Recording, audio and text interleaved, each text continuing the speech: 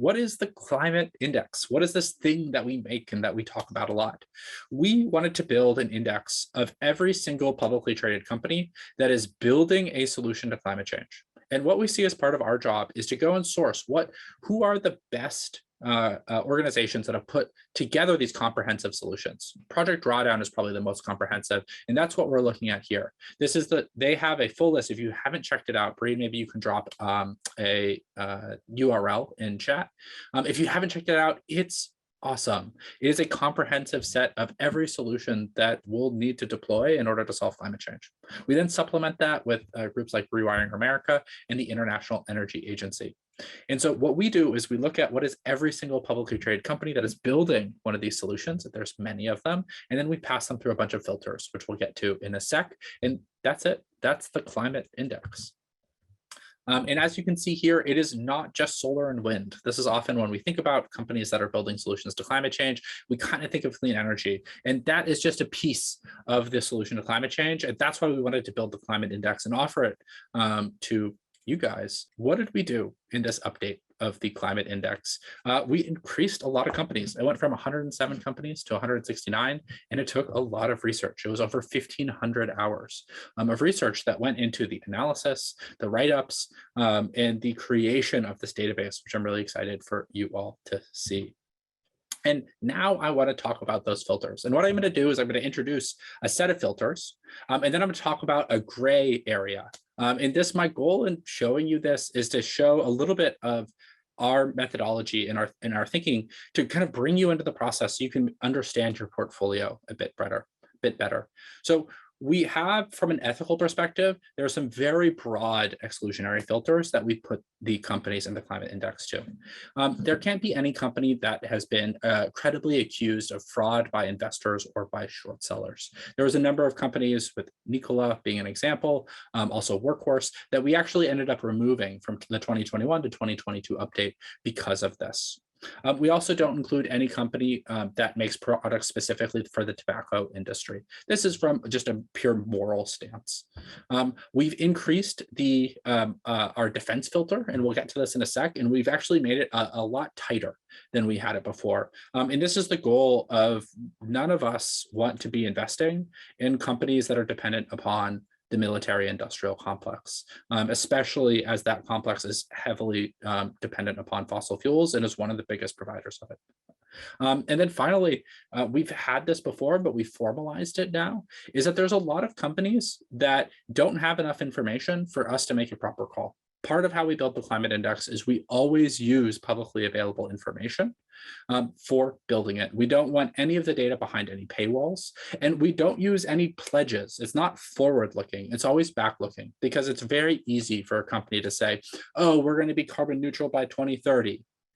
It's different to look back at their actual, well, what was your revenue over this last year? And how much of that was from products that are dependent upon the fossil fuel industry? That is how we make these cuts. One of the other filters that we put all of these companies through is we have financial filters. So one is that we have no penny stocks. We have no SPACs. So it's only after a company has gone through its reverse merger.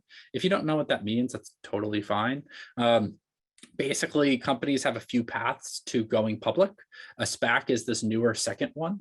And a company needs to go through the reverse merger for us to consider it to have IPO'd. That's what we call its IPO date. And we do not, and we'll get to this in a second, we don't include any recent IPOs in our updates. So a company must have IPO'd or gone public at least 6 months before the update. Now, why 6 months? 6 months is the point generally when employees can cash out their stock options. And so we want to get through that first level of volatility up until that point from a fiduciary perspective until we bring them into the index. One of the areas that we dug a lot deeper into this year is the specific categories. And these are, the specific subcategories. And so for some companies, it's pretty clear if they don't pass our revenue filters. Let's talk about a company like General Electric, GE.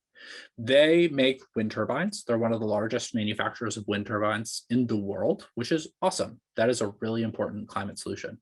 Unfortunately, they make more revenue from products that are dependent upon the fossil fuel industry.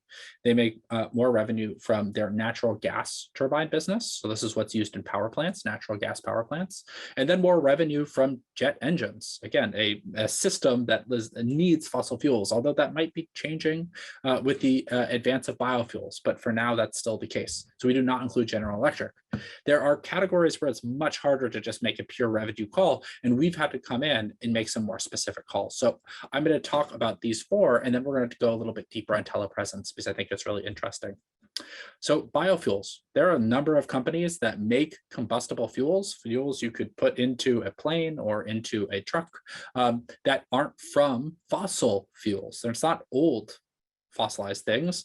They're using ethanol and corn. And so for us, the data, we dug very deep into this. The consensus is pretty unclear on whether ethanol is actually climate positive and climate friendly. So in order for a company to pass, it must generate over 50% of its revenue from advanced biofuels, which these are a higher level that are emit over their lifetime about 75% less emissions than standard fossil fuels. And they're starting to be used in airplanes now, which is really exciting. There are a number of fuel cell companies that engage in carbon capture and sequestration. They are doing something that's called blue hydrogen, which is where you create hydrogen from the burning of fossil fuels. We categorize that as fossil fuel revenue because we don't have great technology for even though we capture these technologies and capture that carbon, no one else has yet been able to prove at scale that they can store it in any way. So right now it's a lot, especially in the climate world, a lot of blue hydrogen is considered greenwashing. And companies like Fuel Cell Energy, which sound great, actually make the vast majority of their revenue from fossil fuel companies. And so we do not include them.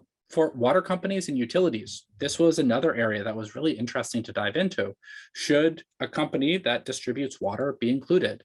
A key drawdown solution is to minimize the energy that it takes to move water around. We pump water up hills. We pump it up into water tanks. We move it a long distance. If things are leaking, that energy that we used to pump it was wasted. And so one of the main things that they talk about are leak detection, and then water recycling and water energy efficiency. So in order to classify, a company must create and or deploy those technologies. And a lot of water companies actually don't do that. They're more water testing and things like that. And so we made those criteria much clearer. And then finally, telepresence. There's a few more subcategories that we opened into. One for LED companies. There's a lot of LED companies that our filter was not specific on enough. A couple of them, they make LEDs, but they make LEDs for your iPhone. It's used in screens. They don't make any LEDs for lighting. And LEDs, it's not broadly a solution, it's LEDs used for lighting. And so we've narrowed that category and thus removed a few companies.